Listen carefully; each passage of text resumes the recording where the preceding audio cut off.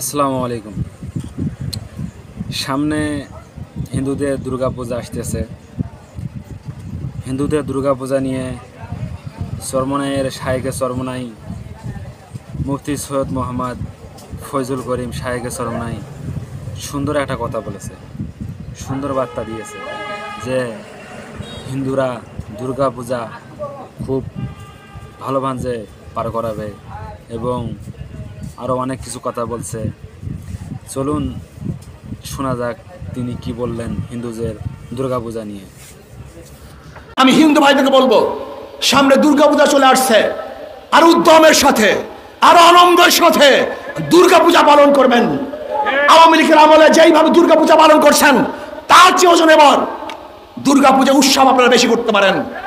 কিন্তু মনে রাখতে হবে, ধর্ম যার যার, উৎসব তার তার। ধর্ম যার যার, উৎসব তার তার, ভোলাবেন না।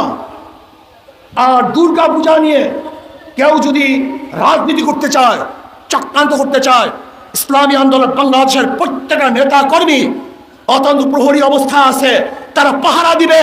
আমাদের সংখ্যালঘু ভাইয়েরা তাদের পূজা উদযাপন করবে, ধর্ম পালন করবে, নির্বিঘ্নে করবে, শান্তির সাথে করবে, নিরাপত্তার সাথে করবে। এই দায়িত্ব ইসলামী আন্দোলন বাংলাদেশ কাঁধে তুলে নিয়েছে ইনশাআল্লাহ। ভাইয়েরা আমার, ইসলামী আন্দোলন বাংলাদেশ শান্তির এক সংগঠন। অনেক